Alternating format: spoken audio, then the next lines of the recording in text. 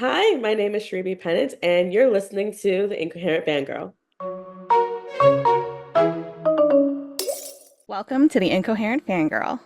Where we have a whole gaggle of people to talk to today. I think this is our biggest episode yet. Yes, I'm so excited. I am Karen from Luminous. I'm Mandy from Walt Disney World. Shock, surprise, awe. What? Okay, in our timeline, it is August 13th, and in y'all's timeline, August 21st. My kid's a sixth grader. I don't like it. My nieces are seniors. Yeah, Help. it all sucks. I hate it. Please help. I hate this. I hate Zero it out of here. 10. It's Zero out of awful. 10. Yeah.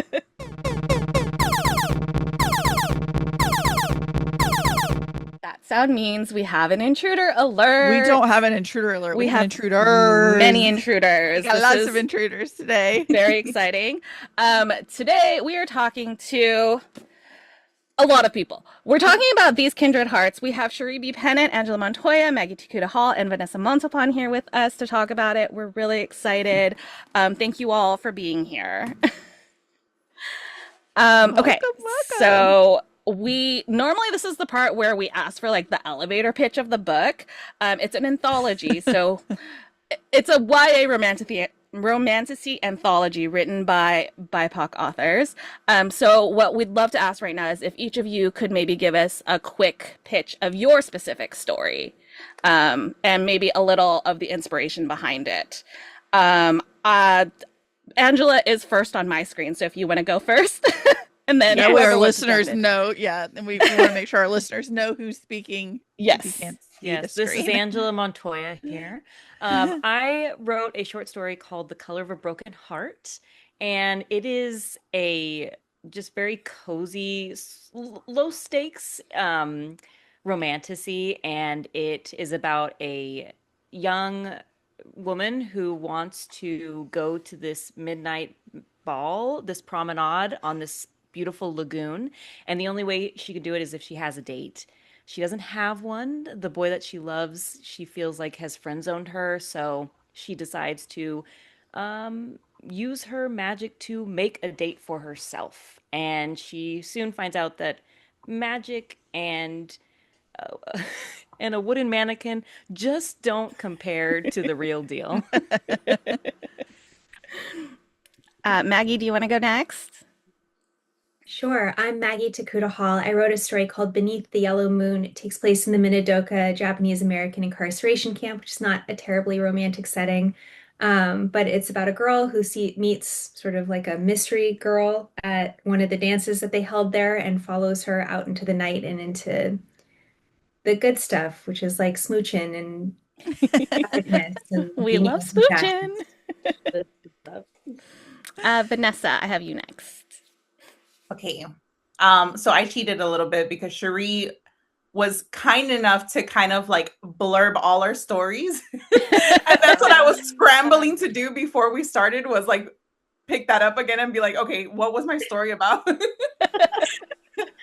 So I'm Vanessa Montalbán and I wrote Our Cursed Tides. It's a second chance romance between a sailor and a siren who reunite after many tumultuous years apart. And she's out for vengeance. But he manages to kind of find his way back into her heart after many years.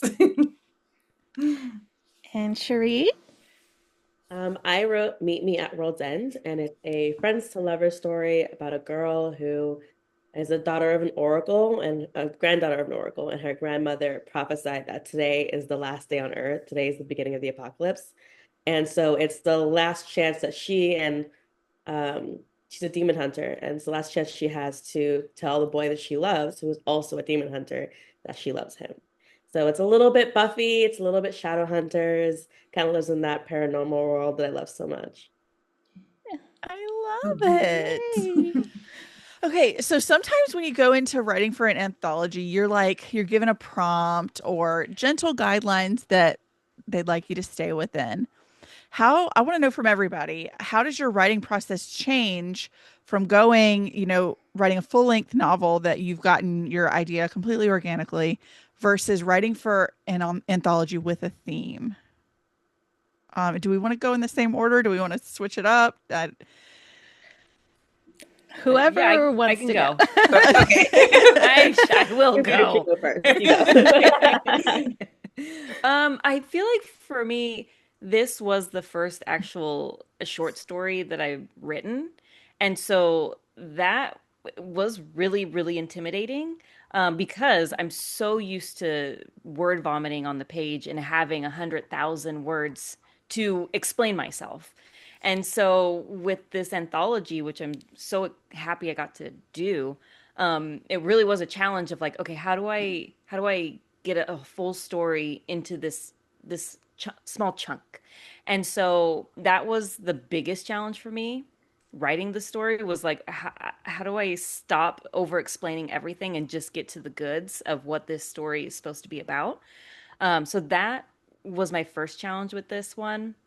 But I was really excited about this idea of getting to write this anthology in particular, where it's, all these amazing BIPOC stories and it's romantasy, and so for me, I was like, I really want to write something cozy and low stakes, because a lot of my books so far have been like the end of the world for this character, where this one is just like, I will just be heartbroken, which I guess is really a high stake as well, but not in the way of I will die.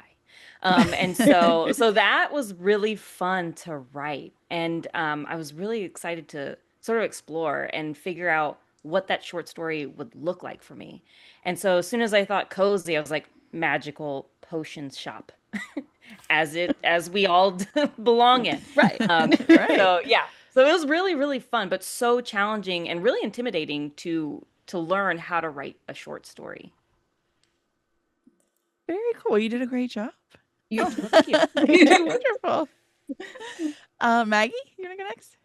I love writing short stories. I like doing it as my hobby. Like that's how I relax creatively is to write short stories because like novels are a lot of pressure and a lot of work, and then you have to edit them. And that's a nightmare that nobody should sign up for. Real. But short stories are like a chance to try on a different voice and like use a completely different authorial posture than you normally do. And I really love the chance to do that. And I especially love the chance to do that with a prompt because I feel like it jumpstarts me out of my own sort of like creative complacency and boredom. And it'll remind me like to flex a little bit more and to be more experimental.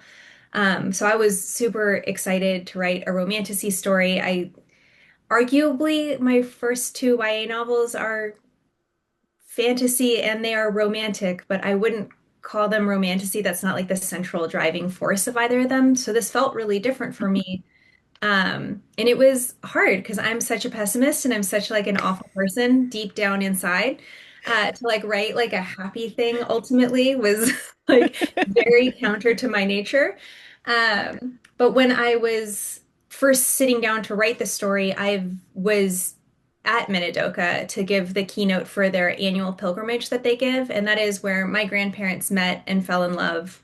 And so it was kind of fun to write not their story and to have no obligation to their reality, but to try to honor the place where they had fallen in love in as a romantic setting. And it was a challenge, but one that I really enjoyed taking. That's That's so awesome. lovely. I love Yeah, it. that's so special. Yeah. Vanessa. Vanessa. Yeah, I was super honored when Sherry asked me to be a part of the anthology. It was a nice change of pace, not gonna lie, because like all my other books have also been very heavy themes.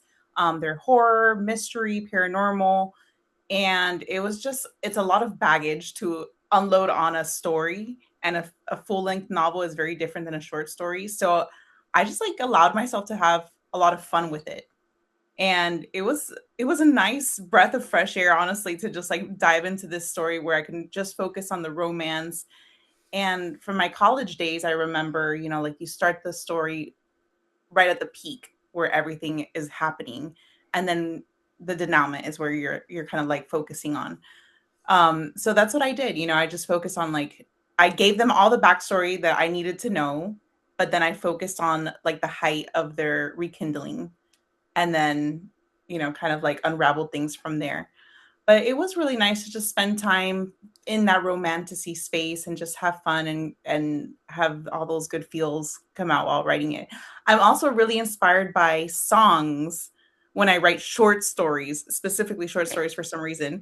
My last short story in Night of the Living Queers, I base it off Welcome to Hotel California. Mm-hmm. And for this one, it was If You Like Piña Coladas. So very like beachy rock alternative. It makes perfect sense. And That's it fits amazing. perfectly. Yeah. Love And then it. from there, like the story just like unraveled just from the That like, is Coladas. hilarious. That's amazing. I didn't know that. I love Because it. I'm also discovering things about myself. I'm like, wait, I did this twice in a row. Like, why am I doing this? Like, And I what's do gonna love happen pina next? coladas. Do Yes. Yes. Always. 100%. That song always makes me cry. I love that it's a second chance romance, that they were both like gonna cheat and then they come back together. Yeah. And I know. It's not a Everybody is toxic outraged. Angela's like, I have never actually paid attention to this song. I didn't know that either. You're all are going to listen to it after we record, and you're going to be Right. like, holy shit, We they gotta were going log to cheat out on of each this, like, other. hold on. And they came They back were together both in the gonna end. cheat Mhm. and then accidentally were each other's like Tinder date. Yeah. Classified But they were in the ads. classified ads. Oh, yeah, Yes. yeah, you're right. And I don't know. I just like that they came back together, but honestly, bad, not a good way to do it. Well, you gotta draw For inspiration one, where you Spotify's can. going to wonder why, like, the Pina Colada song Spikes. spiked this week. I'm sorry, I just read the lyrics to this song. This song's fucked up. Yeah. But everybody plays it at the beach. Like, it's bad. That's nice. They both tried to cheat on each other at the beach. Everybody's like, oh, it's Yeah. so romantic. They like pina coladas and getting caught in the rain. Yeah. And they're one ads for someone they're cheating with. Oh my! And Vanessa said, "This is my inspiration." This is it. Yes, That's where Oh my god. If you love toxic love, no, I'm just kidding. It's not, my story's not toxic. I just like the Oh. vibe that it gives. Like, I You know love what? that. Still learning new things about this anthology every day. do you see the lore that you've created? It's started great. with- I love this. Oh, I All right, Okay. Shuri, how do you follow up? Marie, I yeah. forgot the question a little bit. A lot of things. But basically, for me, writing a short story, I'm a heavy plotter. So I kind of followed the same process with when I'm writing a novel.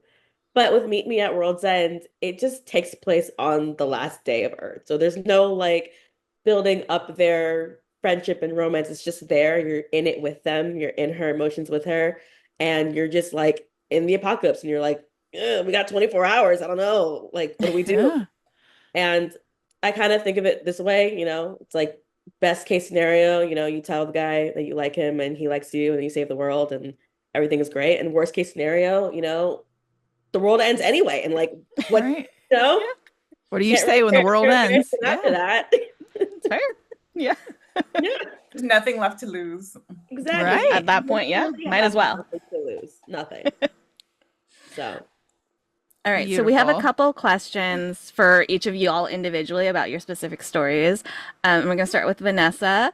So in Our Cursed Tides, it features sirens who feel like incredibly familiar to lore, I think that most people know, but also feels a little bit different. And I know that you write a lot from like your own cultural lore. Can you talk about kind of how you developed your version of sirens, and how that lore may have seeped into your story? Yeah. So a lot of the mermaid lore that I tend to have is from Dollar Store Little Mermaid movie. Ah, yes. Mhm. I don't know if That you guys one's remember. dark. That one's It dark, is. dude. It Yes. was dark. It was dark and it was so good. Like it stuck with me for years. Okay, but no, that's not where I get all my lore. But like that's kind of like when I think of sirens, I think of them. But yeah, there are some Latin American folktales that talk about certain mermaids that would brush out their hair and pearls would come out of the hair. So they had magical hair, kind of like Tangled. So they were sought after for their magical pearl producing hair and hunted. And just like little things like that, like those kind of powers that have are directly tied to the ocean, to the sea. I'm also a Cancer, so like I'm ruled by the moon and the ocean, I guess. Yep. So I was just like kind of interweaving the stuff that I know, but also trying to give them a fresh spin and give their powers a little bit of a unique twist. Like one of them can infuse magic into little sea talismans, and or it could drive you mad if you put it up to your ear like a conch shell. So yeah, just taking little powers and giving them a twist. And I like that. I'm a big fan of sister stories. I could write sister stories for the rest of my life. Mhm. And sirens is for me is like all about sisterhood, Even the Peter Pan sirens are like they're banding together to drown the Oh men. So yeah. like, We I'm could all here. learn something from them. Yeah. Okay, I'm gonna bounce to Cherie. Um, and Meet Me at World's End, a short story. You set up and flawlessly execute a prophecy coming true, an ultimate betrayal in a short story. How are you able to so easily like bring the reader up to speed on all of the nuances of this magic system and this world and all the relationships between all of these characters, get to the point of the big bad and have it all like just make perfect sense and flow so perfectly? Like how? Well, How do first, you thank do you. I'm glad you enjoyed it that much. it? It was great. Yeah.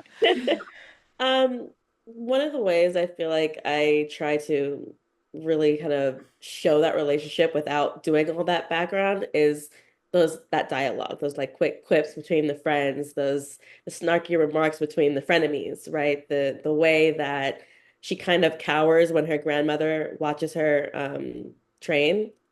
Um, and so I don't know, like I said, it was kind of like we just got to get right to the meat of it. Let's just end the world. Let's just do it, What could go Why not? wrong? Yeah, what can go wrong?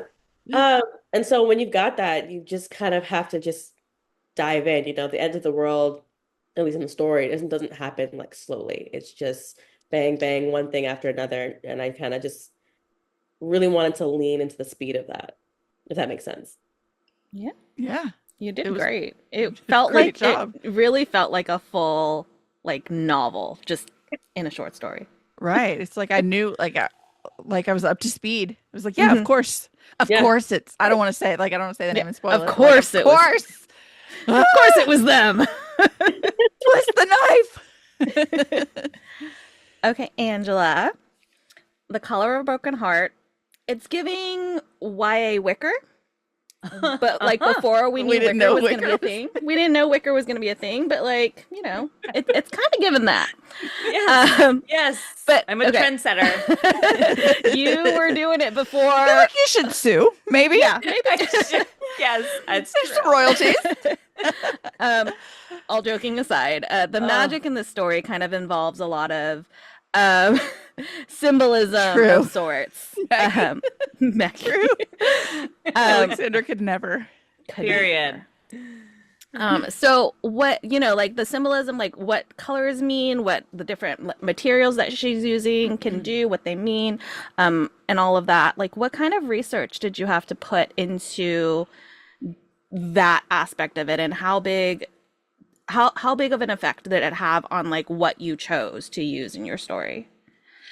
Yeah, I mean, I thought it was really kind of interesting to sort of pull that sort of magic where they basically can see emotions, they taste them, and each thing has a different taste, different smell. Um, and so I just kind of thought, because I was trying to get all five or all five senses in there somehow.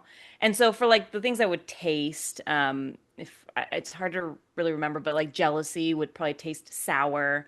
So those sort of things are just I felt just easy to figure out myself of like what like if I could come up with a taste of those sort of things, like yeah, it would be sour, be bitter.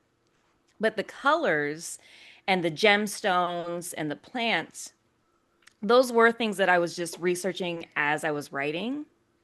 And no, the colors I just started like as I was like, okay, I um want to explore his like deep dark heartbreak of seeing her, well, I don't want to spoil anything, but potentially her choosing somebody else and what that color would look like. And so I just kind of honestly started looking into different people that see colors, like see numbers and days and emotions as colors. And there's a whole like psychology to it, and it's really, really fascinating. And so that's yes, I can't even pronounce that word. They're synesthesiacs That's it. who Yes, see thank you. colors and numbers and in It's abstract fascinating. That's ideas. so cool. Like the Yes, Beatles thank sound like you. the color mustard.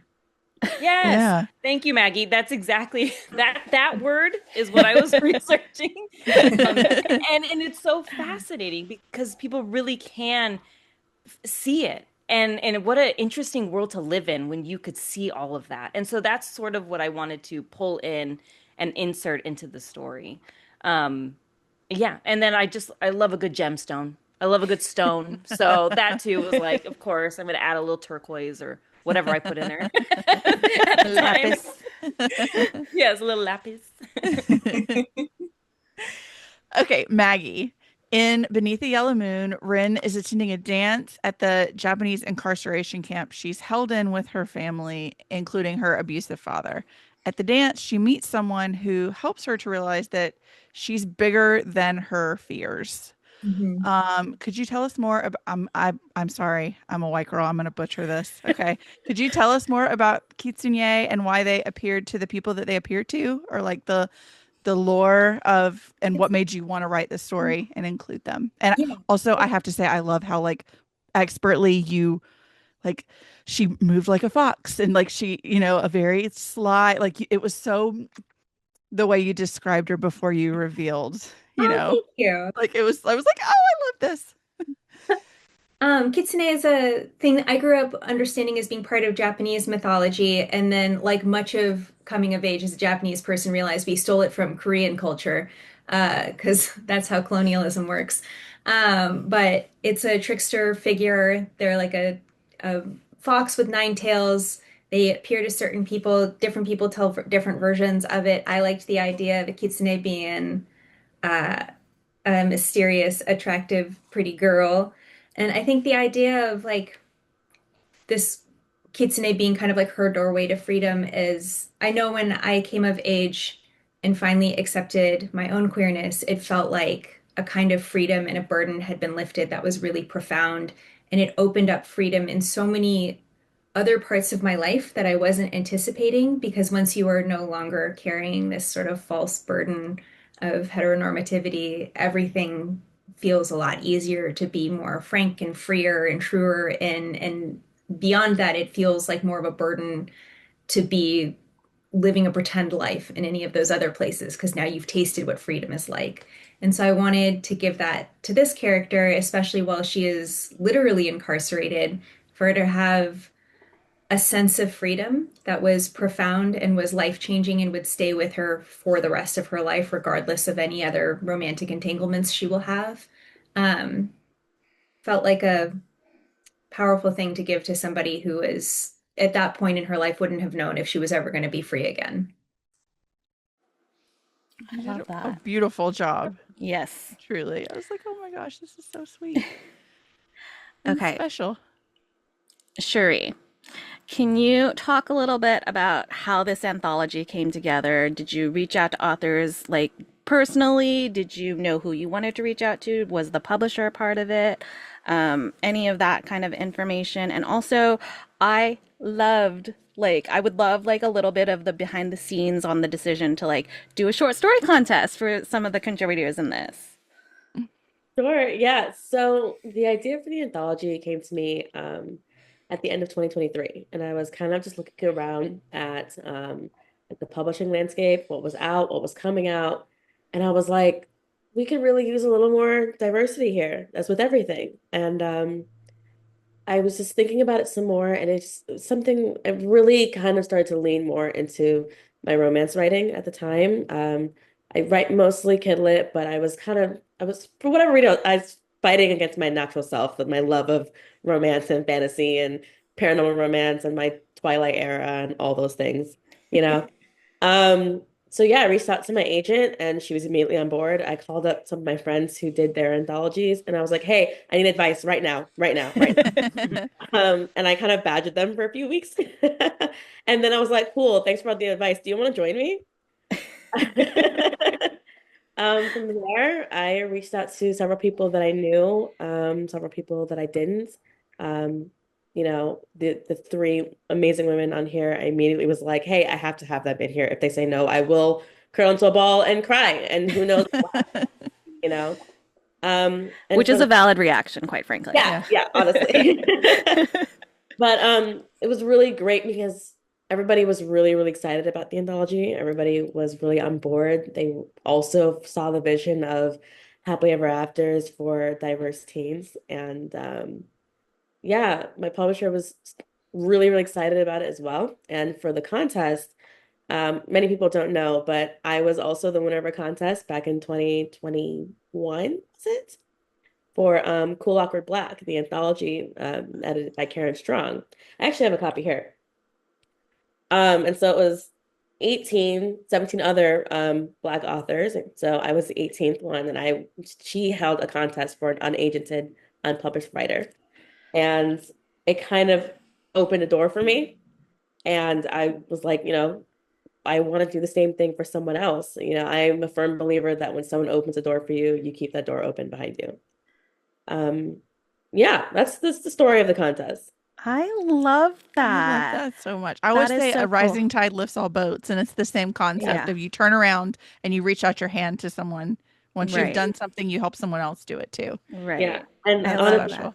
so many amazing submissions, and the two winners, Jennifer and Chelsea, their stories blew us away. They were incredible. Like I don't know how they were unagented, unpublished, quite frankly, but they were so, so amazing, and I just feel blessed that they're even in it. So That's amazing. And on a personal level, I saw that contest and I wrote, and this kind of goes back to what Maggie was saying earlier. It was just one of those things where it was like a really fun, like creative exercise to just kind of flex your creative muscles and just go for it and just do it. And it was personally, thank you because I got a cute little story out of it as well. Like I wrote something real quick and it's the first thing that I've ever actually finished writing. So I appreciate that. I remember that short story, Karen, and that was I do really, really too. good. I was Yeah. just gonna chime in. Yeah, it was so cute. I Yeah. loved Thank it. you. I know. I reached out to both of them. I'm like, you guys are in this. Please help me. Okay, we have a little question for everyone, and then we'll get into like we have some fun questions that are just kind of they will Just for make you funsies. lose whatever you've ever consumed in media. But before that, Yes. This, I um, specifically added this in for Maggie. yeah. Okay, so Spirit. we just want to talk about and hear you guys' thoughts on the importance and the significance of an anthology like this that features marginalized writers in the current trash political climate. So if you guys want to say anything, or if you don't, that's okay too. I But just want, I'm pulling that string, Maggie. I just want you to talk and talk. Yeah. Oh, no. Everyone buckle in. Maggie's going to yell about fascism again. But no, I mean, obviously, it's so the greatest like antidote to the worst injustices in the world are creativity and joy. And this is an anthology that explores both of those things really profoundly.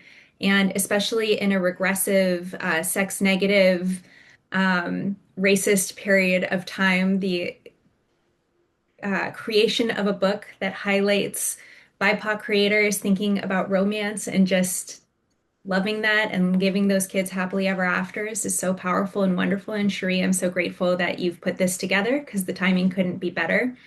I am sure that it is being quietly banned across the country in lots of places because it's got smooching lots and of people. Black people, and that's enough for a lot of book banners. And so, it's horrible that we're in this period of time, but I'm really grateful that there are so many creators who, rather than censoring themselves, are doubling down on what made our voices unique and important in the first place. And so I'm glad and pleased to be in an anthology where everyone is doing that. Yes. Beautifully said. Yes, Yeah. absolutely. Yeah. Yeah. Honestly, echoing everything Maggie said. When this idea came to me, like I said, I was looking at the publishing landscape, but I was just kind of looking at the world in general. And Mhm. I kind of think of this anthology in a way of like taking our joy back, There's been Yeah. so much chaos and so many attempts to steal our joy, just for a million things. I can't eat a salad. That's crazy. That is crazy. Right? Yeah. You know? And also, I look around at the kids and the teens and there's so much going on in their lives and it's like let's just give them some of that joy back and remind them that they are loved. They're loved Mhm. then, they're loved today, they will be loved tomorrow, no matter what they look like, no matter who they love, no matter where they live. Mhm. That's all it's Yes. about, really. Yeah. I would say Um, honestly for me, I've talked about this before on different things, but I always like talking about it because I come from a family of activists. My grandfather, my uncles, my aunt, specifically here in California, the farm rights workers movement, heavily, heavily involved. And and to this day, still my aunts, my uncles are out there spreading the word about Chicano rights, and just our culture, and that we should exist, that we're allowed to exist. mhm. And I remember when I first started writing young adult romantasy, I was talking to one of my uncles who is a playwright and an actor, and I was like, I'm just writing young adult fantasy. I'm not really doing like the work, the Montoya work. And he was like, no, no, no. You are present. You are showing this next generation that they get to be the heroes. They get to fall in love. They get to just simply be. And that is that next generation of activism and resistance. It's just us, like you guys were saying, us being joyful, us being here. And so it's something I think about very often because right now in particular, the young adult market is really tough, I feel. Like Mhm. the finding the readership is tough. Um and I feel like especially with the Latina readership, it's really hard. And so we just keep going. We keep doing it. And when I get to go to places like Y'all West and I get to find our readers there, you're like, okay, wait, we're doing the thing. And Yeah. so yeah, this anthologies like it, stories like it, they're so damn important. Yeah, I mean, you all encapsulated exactly what I feel so well. But mostly when you talk to like other marginalized creators, you'll usually hear, like, I didn't see myself in a book until I was in my 20s. And I had a very similar experience. Like, I would read all these books. I was the only one in my family that read, and I was just connecting to these other stories. But it wasn't until I went to college and I read a Sandra Cisneros short story that she was speaking about her Mexican culture. And I'm Nicaraguan Cuban, but so many similar I found so many similarities. I was like, wow, and like I started crying. I was like, I've never experienced this while reading. I've never felt like I'm reading about my story, like my life. And I just feel like kids, especially like in the teenage formative years, need to see themselves sooner in books. And so, like, I think this work is really important. And it's really important to just have more variety for the kids to read, have them have the ability to step into other people's shoes. And yeah, I think we're doing great. Yeah. We're doing the best we can. Yeah. Well, and I think I can speak for Mandy as well. Like we're both raising, BIPOC children in this day and age. I know most of you also have, BIPOC kids who are growing up and getting to kind of see this in our literary world and see how we're being present and fighting for that joy, like you said. So thank you on behalf of us and Absolutely. on Both behalf of of our us. kids, Yeah. on behalf of all of the kids.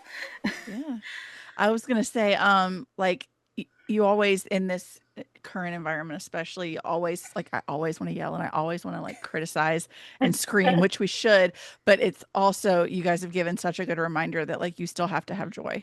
Hmm. Like you cannot be fighting every single second because it will consume you. And that rage that like the cruelty is the point and knowing that the cruelty is the point will eat you alive. You have to have stories about joy, and I've been seeing so many people talking about how, like, you don't learn how to be a human from like nonfiction books. You learn it from being a fiction reader because you put yourself in other people's lives.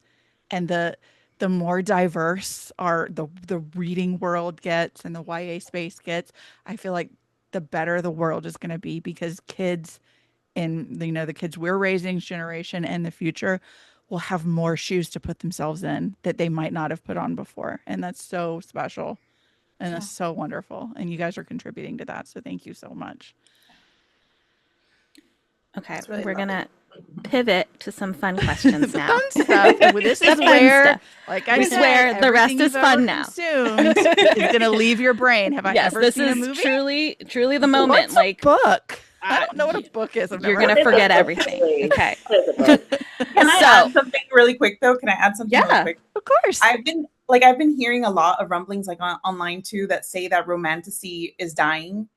And Over my it dead makes body. me so angry because it's like finally sometimes when marginalized authors get their foot in the door, they want to like slam it close. No. And I just want all the writers out there to just keep putting your stories out there. Yeah. No genre is dead. It always comes back around. And like the world just needs more and more of our stories and I'm more never going to be varieties. full. And We're never never ending going to be full of story. Yeah. romantasy. Like, there's Yes. never going to be enough.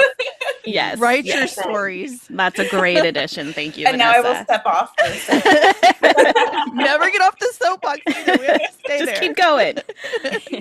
Okay, so we have a segment on the podcast that we call Fictional Boyfriend of the Week, where we pick a fictional character. It doesn't necessarily have to be a boyfriend. I've had a fictional granny. Mandy's had a fictional son. We've had fictional pets. So any fictional character that you just really vibe with. Do you guys have anybody from books, film, television, video games, anything like that that you want to share with the world? Maggie's Say, cheating. yeah, I Maggie. do. I just read Vanessa's Oh my book. God. So I want to be their mother. I want to be their auntie. I'll be with. I'll whatever it is. Yes, count me in. Vanessa, can you tell the listeners what it's called again? The beautiful air.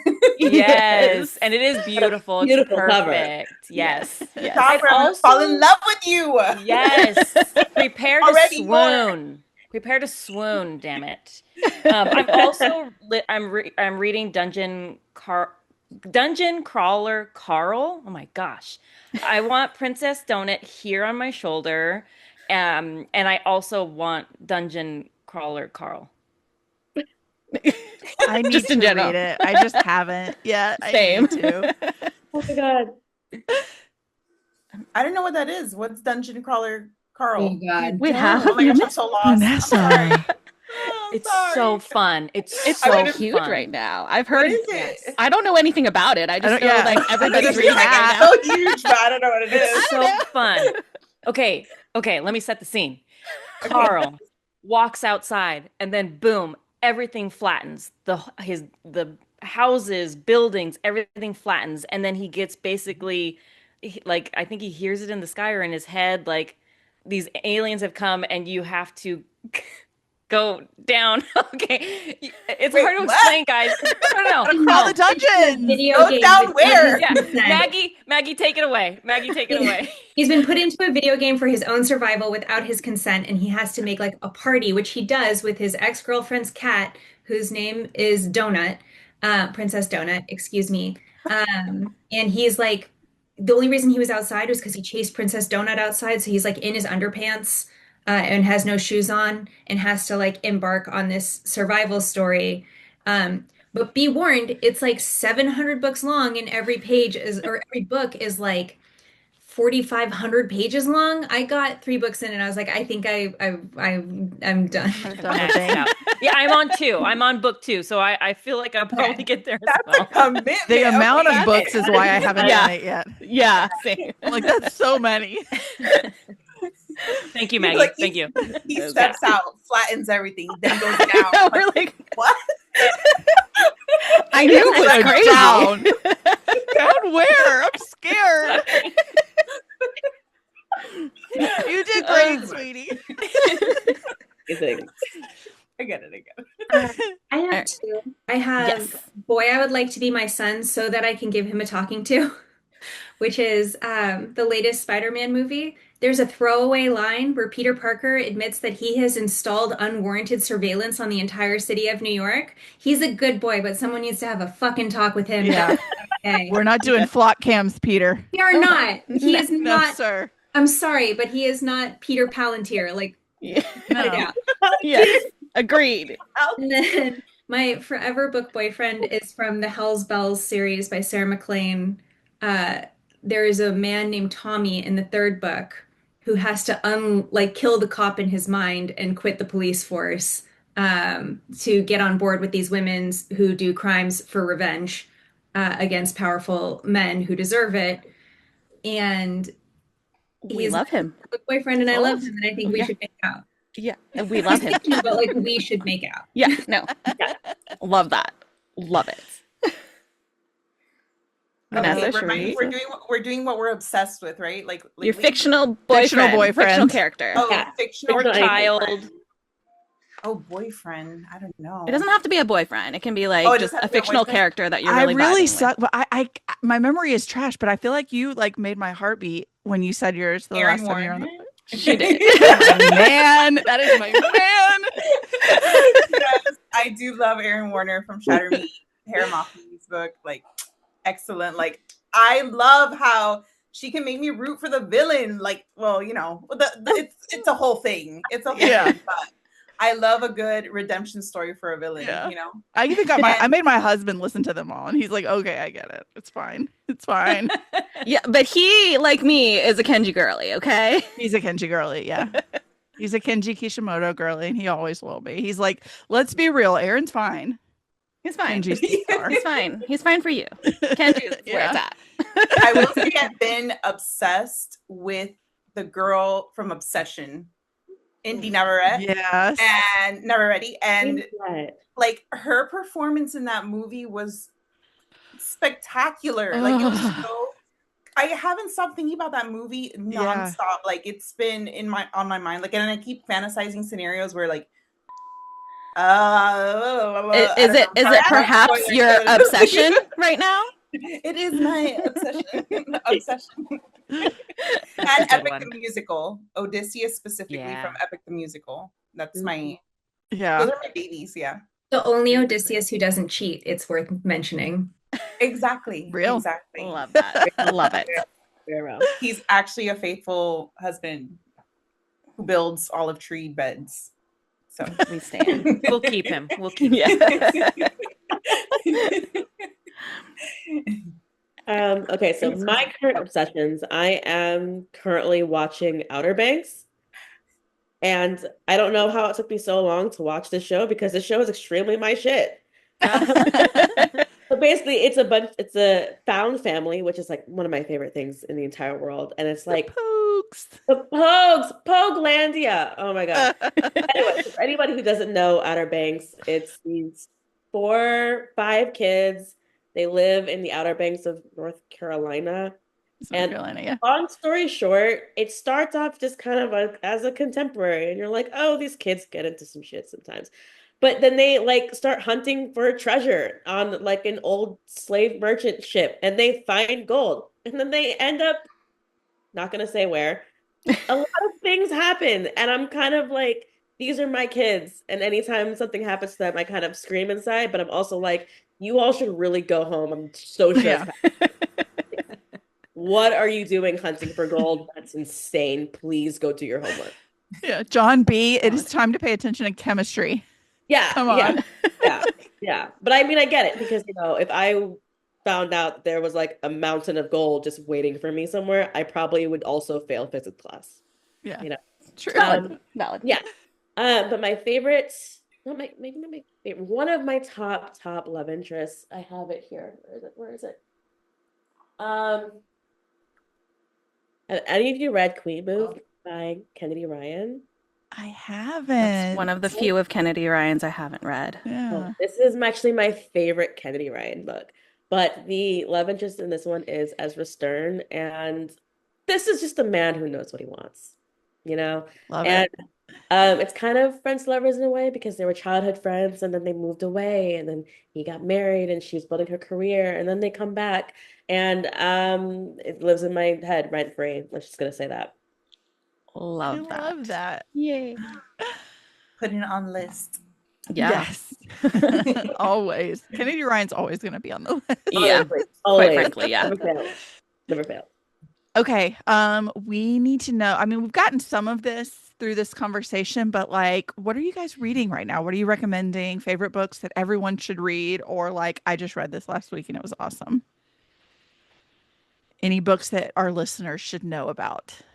The Beautiful Air is Yeah, that really one. good by Vanessa one. Montalban. Just finished that one recently. That's really good. Thank you. Thank you. It's a good choice. Tell you what I brought with me on my cruise recently to the Bahamas. Don't Tell Me How It Ends by Adrian Thurman. I'm reading this one right now, and it is a contemporary Black romance. Witty, it's fun. I love it. So this one's something you can check out. I'm also reading, I'm still reading The Vanquishers by Caitlin Barron, which is a middle grade vampire hunter book. And one thing I love, two things I love is middle grade and vampires. So Sold. Yeah. yeah. I also just you- love Kaylin's writing. Just it. You Fantastic. holding that up. We do have to work on the youths, though, I fear, because my nieces are 17-year-old twins, and they have informed me that cartoon cover romances are cringe. And I'm like, well, you've never cracked one open, so have you? So you don't know anything. So, but we've got to work on them and let them know that we love a cartoon cover romance. There's nothing wrong with this. I mean, that's my only critique of the youths right now. Is we got to figure this out, girls. This is not. Both of them are standing there like they know business, and I'm like, girl, sit down. You know, it's funny. I like a cartoon cover romance, but I love this. That's book- perfect too. I'm good with Yeah. either, but We're yeah. not discriminating Yeah, against books no, by their right. covers. All I romance. do love the actor, like when they use actors like photography, like Yeah. Yes. It's sleek, it's sexy. You know, let me put it down. yeah. You all thought enough. It's fine. You know what it is. I'm sorry to be the old person here, but back in the day when I worked for Apple iBooks, we would go to romance conventions because that's like a huge amount of the ebook readership. And my favorite ones would have the cover models just walking around. So you'd be like in a long Starbucks line with like everybody at the convention, and there'd be like a guy dressed up like a Viking, and this one is a caveman just chilling love with his that. abs out and his Uggs on. That's amazing. Can we It bring was that back? incredible. Bring back Bring that actors back. for cover. Yeah. Bring Yes. back the Yes. cover models. Oh my God. Bring back That's the cover model. amazing. Yes. Have, I love have you that. guys seen The Lost Isle of D with Sandra Bullock? Yes. Yes. Yeah. Oh, yes. I just think of like the Fabio style, like Yes. with the long flowing blonde hair.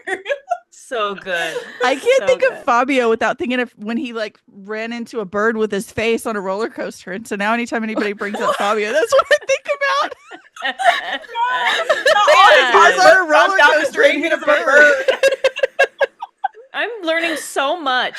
There's videos Sour. of it where he like comes back and there's just feathers and blood and it's horrible. But it's Oh, so no. funny. Oh, It's no. horrible.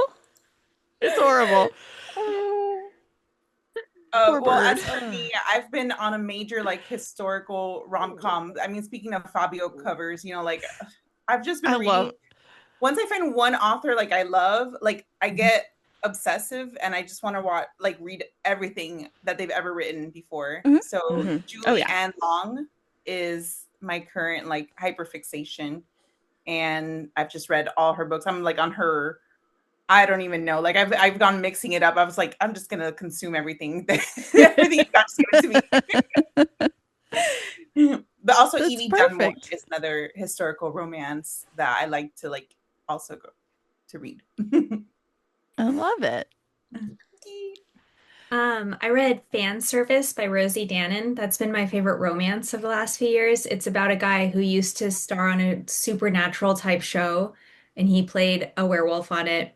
And then his career has bottomed out, and then he starts turning into an actual werewolf.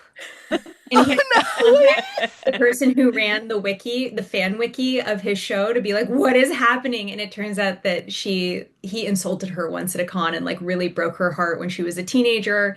And then they fall in love, and it is hysterical. It includes the line, I'm getting a boner in Dunkin' Donuts, Ben Affleck's favorite coffee shop,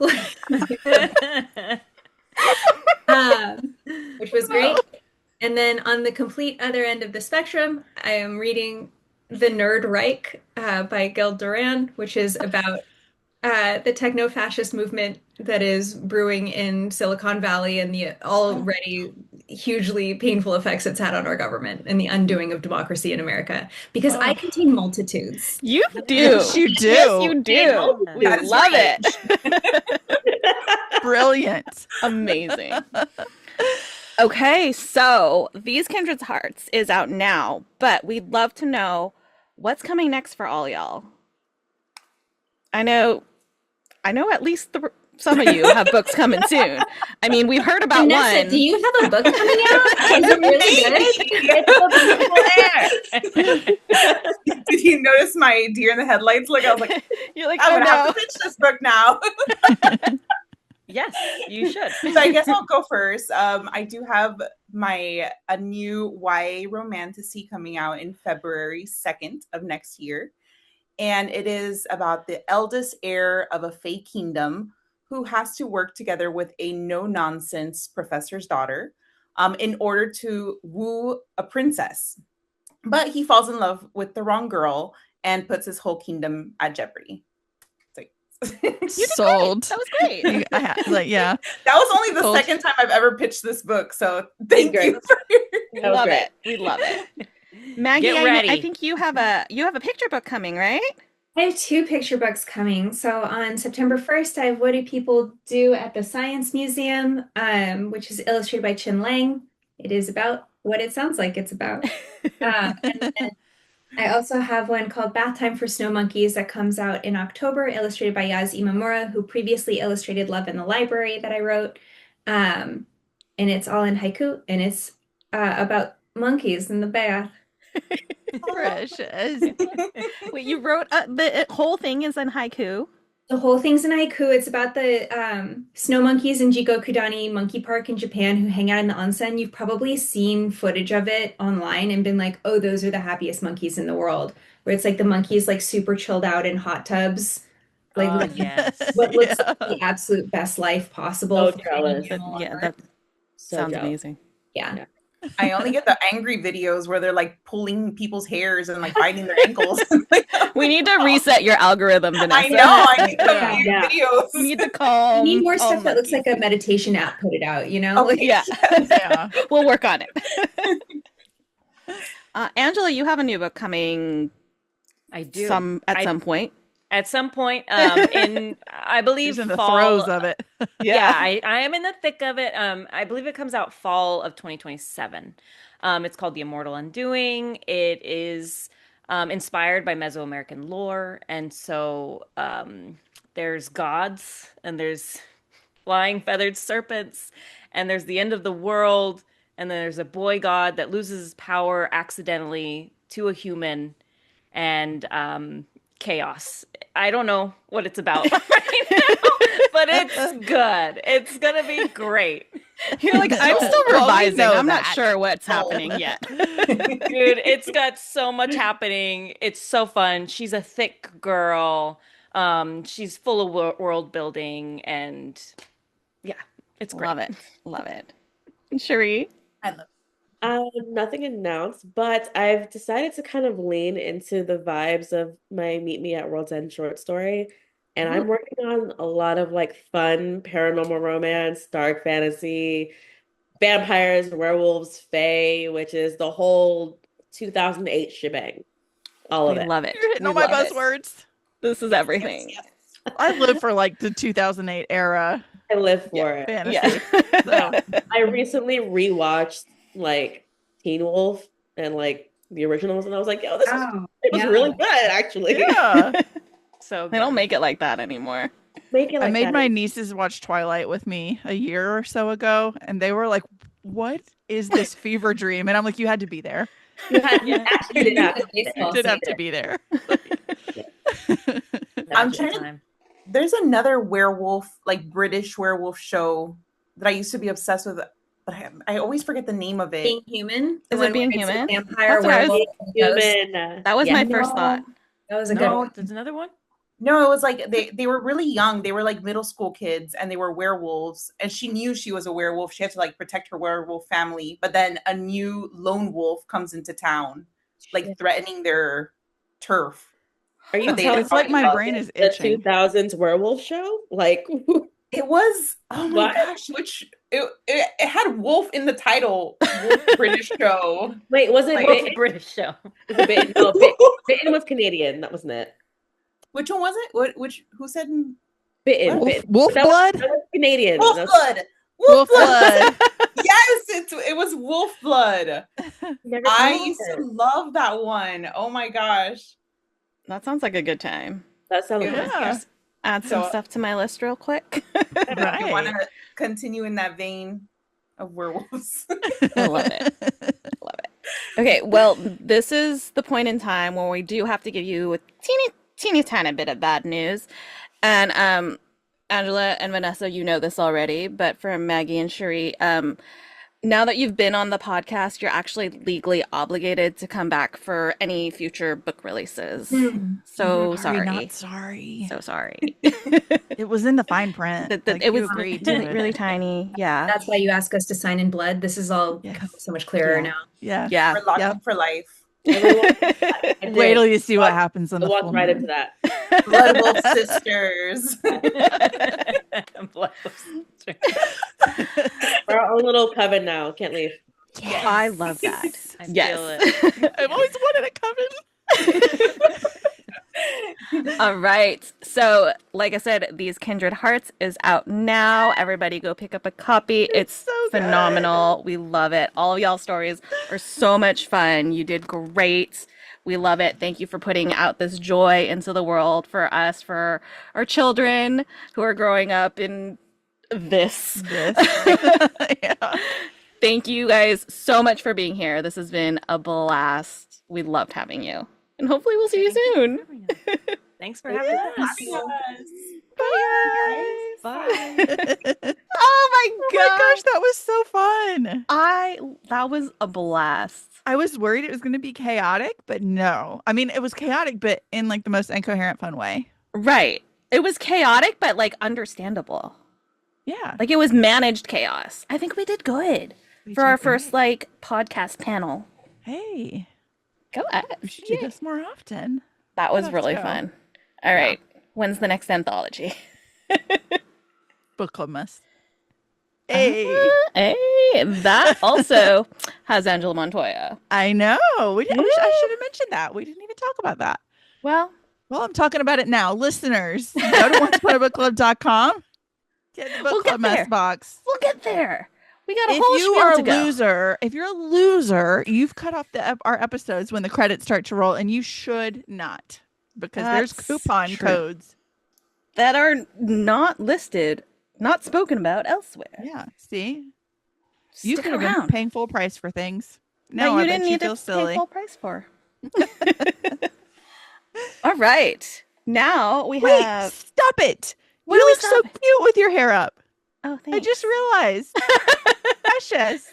Wait, You you turned just your head and realized I I was look like- cute, or you just realized I had my hair up? With your hair up. I just realized that your hair was up, and it's very cute. You're always cute, but I love it. Thanks. It's really hot, so I needed it off my shoulders. It was a requirement. My fan is losing power as we speak. All right, well, let's It's- get to an it's going great. announcement All right, we got so that we can announcements. get you out of the heat.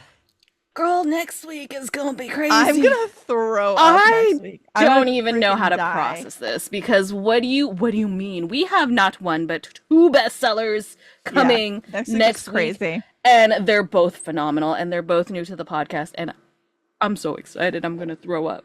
Yeah. All right, so next week we have Pencol with Burn of the Everflame and Emily Sobrana with Air of Prophecy. this Oh my real? god. Is this real? Is this real life? Because I don't think it's real life. Allegedly, this is real life. I'm so excited. What? I'm so excited. I can't. Wild. I feel like we've been talking about trying to get Anna Lee on forever. Yeah. Since Lore came out. Yeah. And then you decided to pick up book 1 of Kindred's Curse, and all of a sudden it's like, I have to beg her. Keyboard smash immediately, Yes. like, let's go. Yeah. I would also like to point out this is how much I love Mandy, because she was like, hey, can we do this book that is book 4 of a series where every book is like 1,000,000 trillion pages? It's really good, you have to admit. And then I was like, yep, sure, okay, great. Thank God there's audiobooks. It's really good, though. You have to admit. It's great. It been was a good just time. Like, it was like, we were like a month away, Yeah. 2 months away, and it's like collectively, what is it?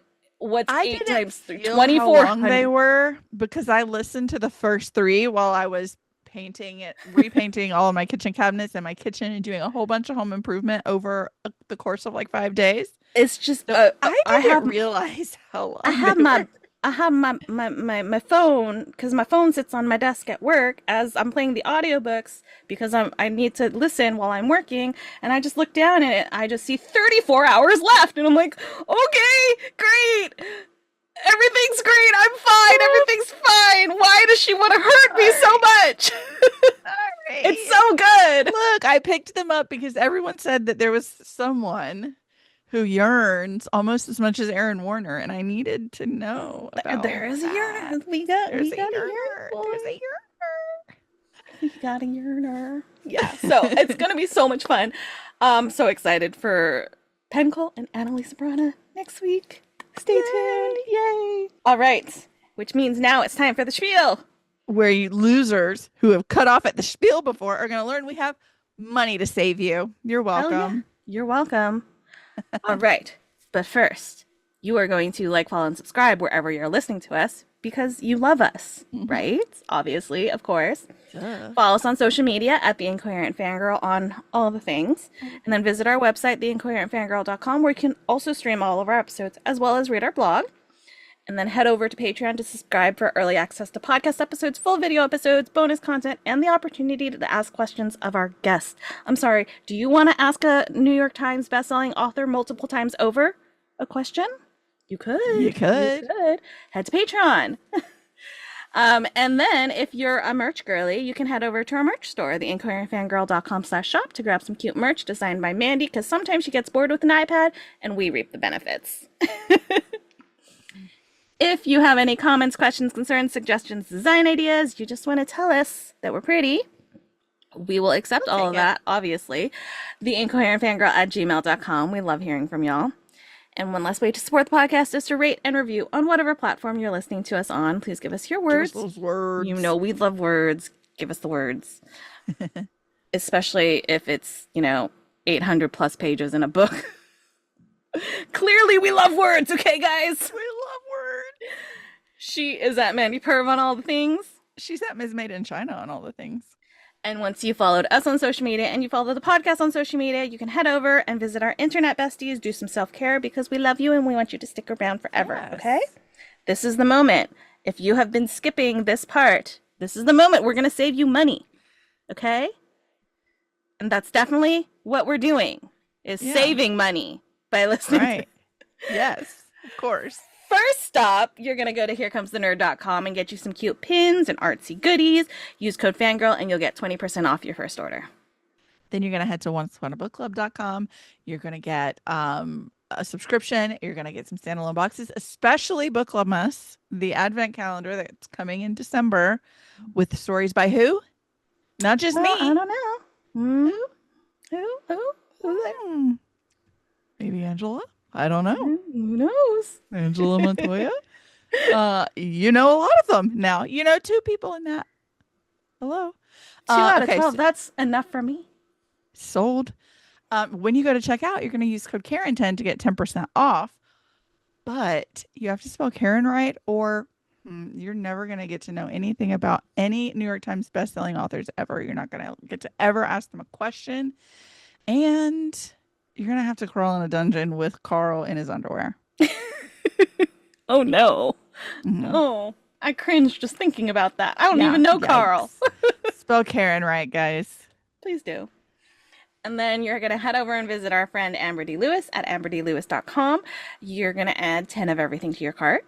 And then you'll use code fangirl10 to take 10% off, which means you've gotten one of everything for free. And we've definitely That's how saved you math money. works. We've definitely Mhm. saved you money. Yep. For sure. And last but not least, you can support my family. You can follow the show husband. He's at Born and Josh on all the things. You can follow at Searchers Believe. That's paranormal investigation group. Um, they have some merch. It's street. I'm like all over the place. Searchersbelieve.com/shop. If you use code fangirl10, you'll get 10% off. Literally, when we stop recording, I'm going downstairs. So we're going to work on reviving their Patreon for some behind the scenes Beacon content, exclusive interviews with casts of Beacon shows. So yeah, go check out. I don't know what website that's going to be on yet. I'll figure it out and I'll have it next week. But Patreon is coming back with a gusto. You can follow at Searchers Podcast. Maybe that'll be brought back with the Patreon. I don't know. I don't know. It's there. You can follow it. And then the big one is Beacon TV. It's our paranormal horror true crime streaming app. It's like Netflix but better. You can go Definitely follow cheaper. a lot cheaper. Freaking You can go Netflix. follow at Stream Beacon TV on all the things. I'm their social media girl, so if you could go engage with the page, that would be wonderful. What a lovely bribe. Um, I know. I can bribe you. It's fine. And then if you'd like to subscribe, you can go to streambeacontv.com and use code fangirl10 to get 10% off of your subscription. And last but not least, I wrote a little book. I wrote a little something. It's called The Living and the Dead. It's about a girl who was born a ghost but ages like the living and the reaper who would die to get her to look at him. He's a little Speaking of yearny. He's a yearners, little swoony. I've been thinking about writing a lot, wistfully thinking about writing. I just never have time. So yeah, if you would like to order The Living and the Dead, it is on all the major retailers. But if you would like a signed copy, you have to go to my website, aepurvis.com, and use code Aaron Warner to get 10% off, because it wouldn't be me if I didn't make something about Aaron Warner. hmm that's true. That's I Body am but a snatched. girl. I'm who I am, okay? I can't be anybody else. I'm terrified of this And we show, don't okay? want you to be anything else. No, I'm just really scared of the show. I, I'm sorry. Anyways, that was That the was the Coherent Fangirl. Thank Thanks for you. listening. We I love you. you. Bye. Bye. We are sponsored by our friends at Here Comes the Nerd. Pins, stickers, magnets, and more. Here Comes the Nerd has happy art for all fandom-loving hearts. New customers can use coupon code FANGIRL during checkout for 20% off their first order at herecomesthenerd.com. Coupon applies to ready-to-ship items only.